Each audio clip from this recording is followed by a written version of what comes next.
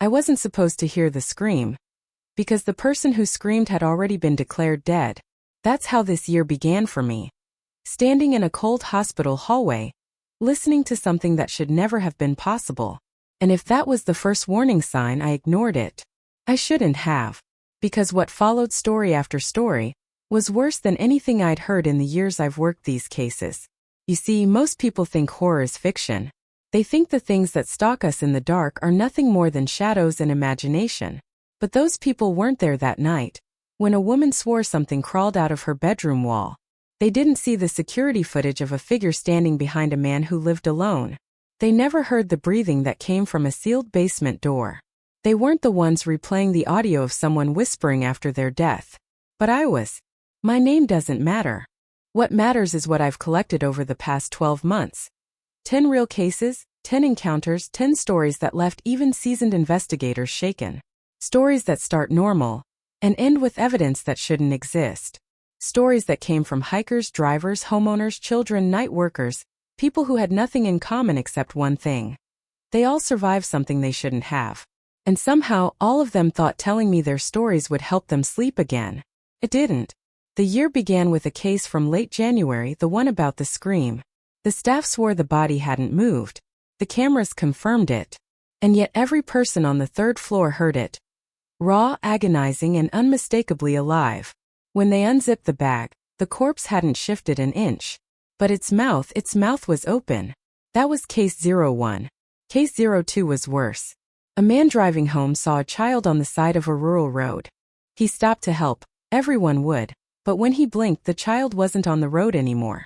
It was squatting beside his passenger window, smiling. The police dashboard camera caught it. The department locked the video away. He quit his job 2 days later. Then came case 03, the late-night janitor who kept hearing footsteps behind him even though the building had been empty for hours. He thought it was a break-in until he found the footprints. Bare feet. Wet. Leading into a wall. Not toward. Into. Case 04 was the one I still can't think about without feeling cold. A mother reported that something in her baby monitor wasn't human. The voice spoke English, but the tone, it was mocking her. She unplugged it, took out the batteries, smashed the device, and the voice kept talking. This year didn't give me a single moment to breathe. Every time I closed one file, another came in more terrifying than the last. Hikers being followed by something that didn't leave footprints. A man's reflection blinking at him when he didn't. A woman whose bedroom door kept unlocking itself, even after she removed the doorknob. And the worst part? None of these people had any connection to each other. Yet every case shared one impossible detail. Each person swore they weren't alone, even when they were.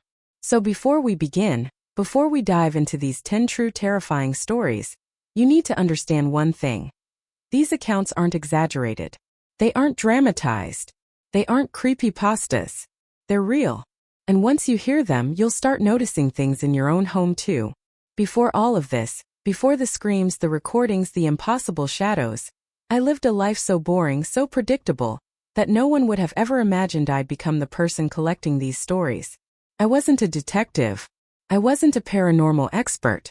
I was just a night shift transcriptionist. My job was simple.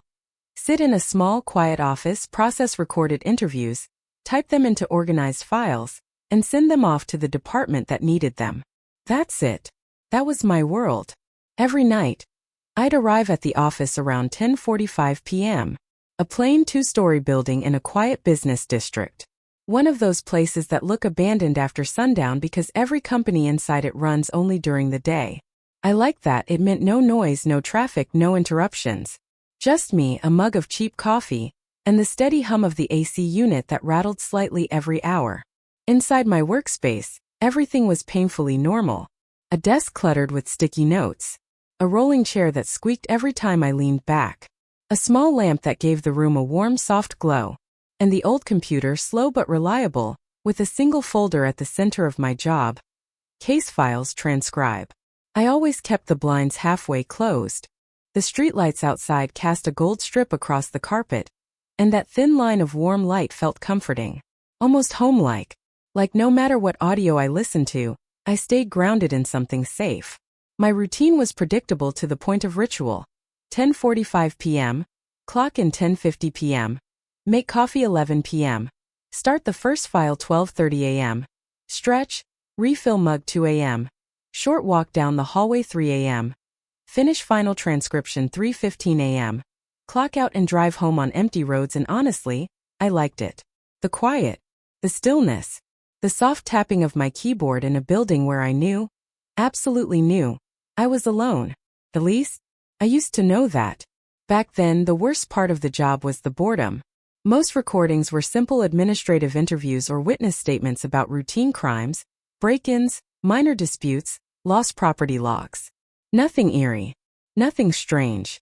Sometimes I'd even put on soft music in one earbud while working. Nothing loud, just something gentle to fill the silence. I'd hum along, drink my coffee, type away, and look forward to clocking out early if the workload was light. I didn't think about danger. I didn't think about the cases. I didn't think anything in those files could ever affect me. If anything, I felt lucky. I had a peaceful job, a predictable night shift, and more than enough quiet to get lost in my own thoughts. When the year started, I was sitting in that same office, warm light, fresh coffee, soft music, and a new batch of files waiting for me on the desktop. Just another night. And that night felt normal. Completely normal. No cold chills. No strange sounds. No creepiness. No reason to think anything bad was coming. If someone had walked in right then and told me that by the end of the year, I'd be dealing with screams from dead bodies, impossible shadows, and cases that made entire departments panic, I would have laughed. Because right then, right before everything changed, my world was quiet, safe, and ordinary. The kind of calm that only exists moments before something horrific breaks it apart. The first sign that something was wrong was so small, so easy to ignore, that I almost convinced myself I imagined it. It was just a sound, barely more than a whisper, somewhere in the hallway outside my office. A soft tap, then another, like someone lightly touching the wall with a fingertip. I paused my typing and listened. Nothing. The building was old, noises happened, pipes clicked, vents rattled, wood settled. I'd heard it all before during dozens of quiet night shifts, so I shrugged it off and went back to transcribing. But a few minutes later, the sound came again. This time on the opposite side of the hallway. Tap, tap, tap. Slow. Even. Almost deliberate. I muted the audio file and leaned back, listening harder. But again silence. A silence so still that the air felt heavier than usual. I told myself not to overthink it. It was probably the AC. Or the old wiring. Or the echo of something outside. But the longer I sat there, the more I felt something I hadn't felt in that office before. Like I wasn't alone. The air had a strange weight to it, as if someone had stepped into the room without making a sound. My skin prickled, not from cold, but from the kind of instinctual warning humans aren't supposed to ignore. Still nothing happened. I reached for my coffee, but even the simple movement of raising the mug felt louder than it should have. Like the room was listening. I shook it off, took a sip, and hit play on the next file. It was routine. A witness statement from months ago. Normal voice, normal tone, nothing strange. But about 20 seconds in, I heard something in the background of the recording. A faint breathing, too close to the microphone to be accidental. I rewound, listened again. There it was. A slow inhale. A shaky exhale. It wasn't the witness. Their voice was steady, confident, talking normally. The breathing didn't match their rhythm at all. It was someone else. I lowered the volume, suddenly uneasy. Background noise wasn't unusual, but this sounded wrong. Too intentional. Too close. I glanced at the office doorway, not because I expected to see anything, but because some instinct deep in my chest told me to. The hallway was empty. Dark. Still. I went back to the file and pressed play again. But the breathing didn't return. Instead, the audio felt like it had shifted, like something in it was missing that I knew had been there just moments ago. As if someone or something had removed it in the seconds between listening. A chill crept up my spine. For the first time that night, I pushed my chair back and stood up, stretching just to break the tension in my body. The wheels of the chair squeaked loudly, echoing down the hallway far more than usual. I stepped out of the office. The hallway smelled different. Less like old carpet and cleaning supplies, more like damp air. Like the forest after a storm. It made no sense. Nothing had changed. The place was sealed tight. Still, I looked around, searching for any explanation. A spill, an open window, anything. But everything was exactly where it had always been. Nothing was wrong. But something felt wrong. I walked back into my office and closed the door. Not because I needed privacy, but because for the first time in all my shifts there, I wanted something between me and the hallway. The door clicked into place. The moment it did, I heard it again. Tap, tap, tap. Slow, steady, right outside my door. My throat tightened. Rational thinking scrambled for control. It's pipes, I whispered to myself. It's nothing. Just ignore it. Focus. But I couldn't shake the feeling that I was being listened to, watched, observed from just beyond the sliver of darkness beneath the door. Nothing dangerous had happened yet. Nothing clearly wrong. But something somewhere in that building wasn't normal anymore. And I was only just beginning to notice it. The tapping stopped. For a moment, the silence felt like relief, like whatever was out there had finally moved on. I took a deep breath, leaned back in my chair and tried to laugh it off. But then the temperature in the room dropped. Not gradually. Not subtly. It fell like a stone. 1 second the air was normal. The next it was freezing. So cold that I could see the faintest hint of my breath drifting in front of my face. I sat completely still. That wasn't normal. Not in this building. Not in this tiny office sealed away from the outside air. I reached slowly for my jacket on the back of the chair. But before my fingers touched the fabric, the door handle clicked. Not loudly. Not violently. Just a slow, quiet metallic sound, like someone was testing it from the other side. My breath caught. Another click. And another. The handle was turning inch by inch. Someone was on the other side, trying to come in. I stepped back, heart hammering so fast it hurt. The door wasn't locked, but I never heard footsteps. No one should have been there. No one should have even been on this floor at this hour. The handle stopped turning. Silence. Then a shadow moved under the door. Not feet. Not shoes. A shape. A shifting, uneven shape that looked like something dragging across the floor instead of walking on it. My stomach twisted. I reached for my phone, hands shaking. Ready to call security, the police, anyone. But the second my fingers brushed the screen, the lights went out. Not flickered. Not dimmed. They were gone. Pitch black swallowed the room. My breath hitched in my throat. The darkness around me wasn't empty. It felt alive. Heavy. Moving. I took 1 step backward and bumped into my desk, knocking something over. The crash echoed far too loudly in the darkness. And then a breath. Not mine. Not human. Low. Wet. Right next to my ear. I froze.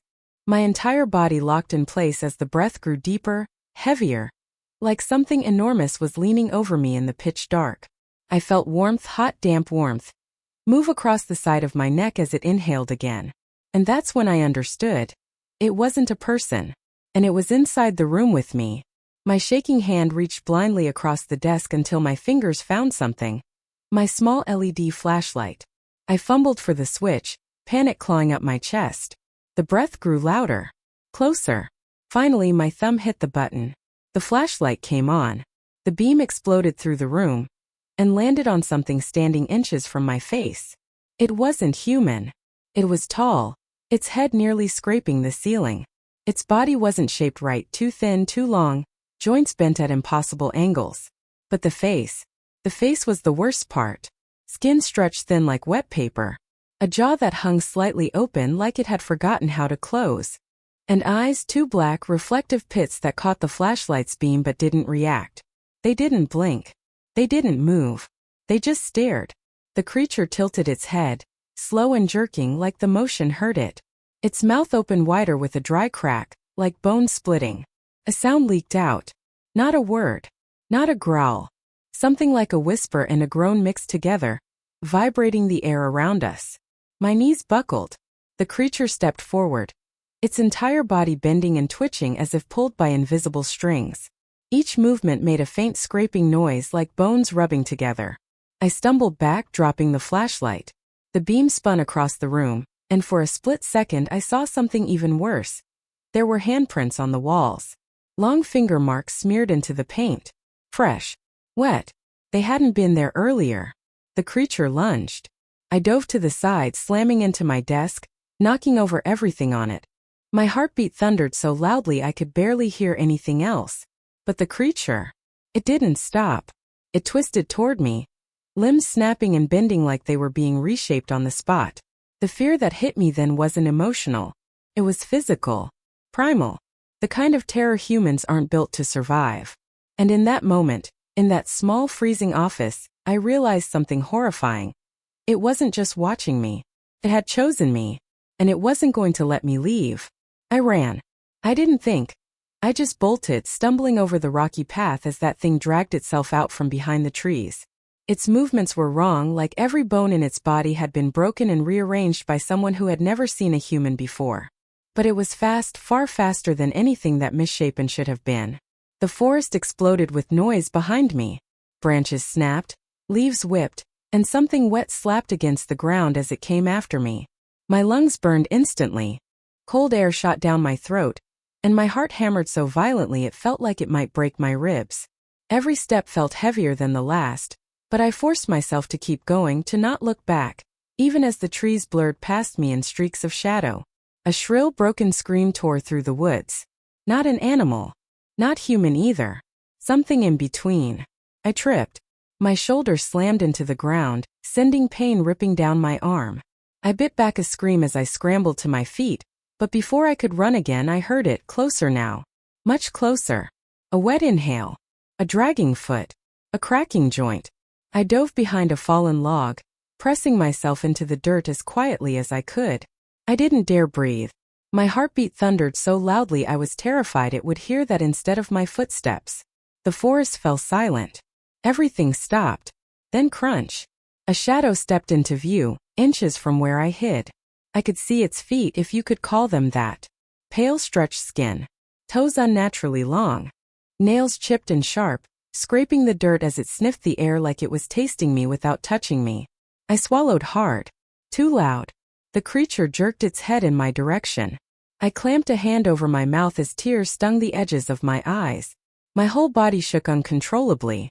It leaned forward, its face lowering toward the gap between the log and the ground. I saw an eye, huge, glassy, and completely bloodshot, roll toward me. It knew.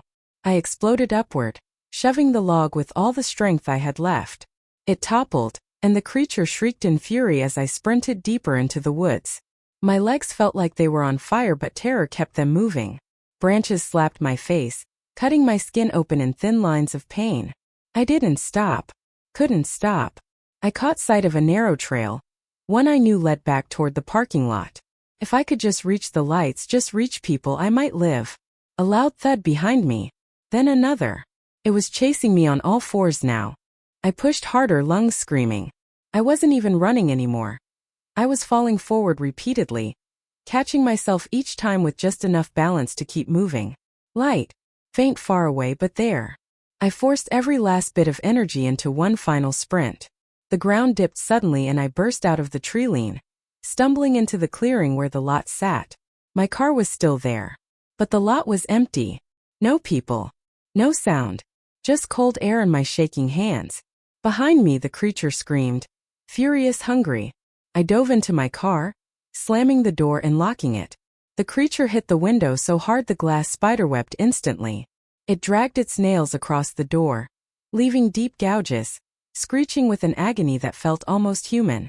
I jammed the keys into the ignition. The engine stuttered. Once. Twice. The creature's face pressed against the cracked glass, its jaw unhinging far too wide. The engine finally roared to life. I reversed so fast I nearly hit a tree, tires skidding against gravel as I shot down the road without looking back. Even when the forest vanished behind me, even when the night opened up into empty highway, I kept driving. Fast. Blind. Terrified. I didn't slow until I saw the first streetlight. Only then did I realize my hands were still shaking uncontrollably, and the passenger side window was streaked with something dark. Something that wasn't mine. I didn't stop driving for nearly an hour. By the time I finally pulled into a brightly lit gas station, my mind felt numb, like my thoughts were moving through mud. The harsh neon lights overhead made everything look artificial, unreal.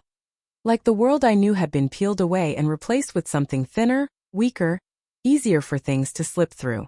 I parked crookedly, half across two spaces, and just sat there for a moment gripping the wheel, letting the engine tick as it cooled. My breathing still hadn't returned to normal. Every inhale felt sharp, like my lungs were still frozen from the night air in the woods. I kept staring at the passenger window, at the stains, the smears, the long thin streaks that looked like something had been dragged across the glass while screaming. Under the bright station lights, the color looked wrong. Not quite red, not quite brown, almost like it shifted depending on where I looked. I finally forced myself out of the car and stumbled inside the station store, the bell above the door chiming brightly, too brightly for how hollow I felt. The cashier looked up from his phone. "Rough night," he joked lightly. I didn't laugh. I didn't speak.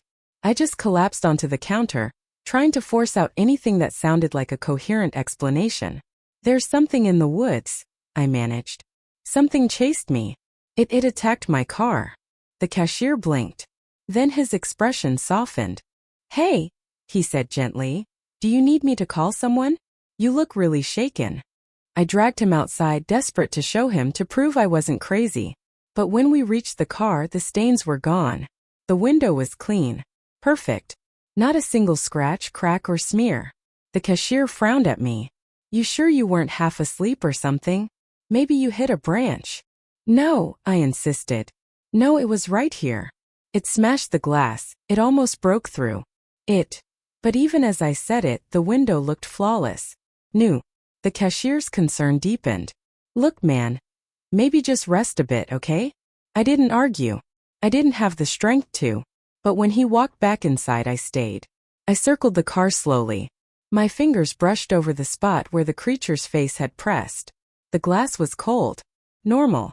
Like nothing had happened. But the ground beneath the car, the gravel had long grooves in it. Deep ones. As if something with claws had dug in hard. And those markings hadn't been there when I pulled in. My stomach tightened. I looked around the station lot. The empty road beyond. The dark field stretching into the distance. There was no forest nearby. No trees for miles. So how had those markings gotten there? I forced myself back into the car and began driving home. The roads were empty, the sky a dull gray as dawn slowly crept in. Every few minutes I glanced in the rearview mirror, half expecting to see something pale and twisted crouched in the back seat. But there was nothing. By the time I reached my house, the sun was rising. Light spilled across my driveway, offering a thin sense of safety. I parked, got out, and hurried toward the door, just wanting to lock myself inside and pretend the world was normal again. Then I noticed something on my porch. A single wet footprint. Long misshapen. Exactly like the creature's. It pointed not away from my house, but directly toward the door. My door. My throat tightened as I fumbled the keys, dropping them once before finally picking them up. My hand shook so violently I nearly missed the lock entirely. When I got inside, I slammed the door, locked it, then locked it again. I pressed my back to the door and listened to the emptiness of my own home. Every creak, every hum of the refrigerator, every shifting floorboard. It all sounded wrong now. Too loud. Too close. I wiped my palms against my jeans and froze. One of them was stained with something faintly dark. The same color I'd seen on the window. The same color that shouldn't have vanished. The same color that now clung to me, long after everything else had disappeared. I tried to wipe it again. It didn't come off. Outside, somewhere in the early morning quiet, something made a sound. A dragging step. A slow exhale. And then silence.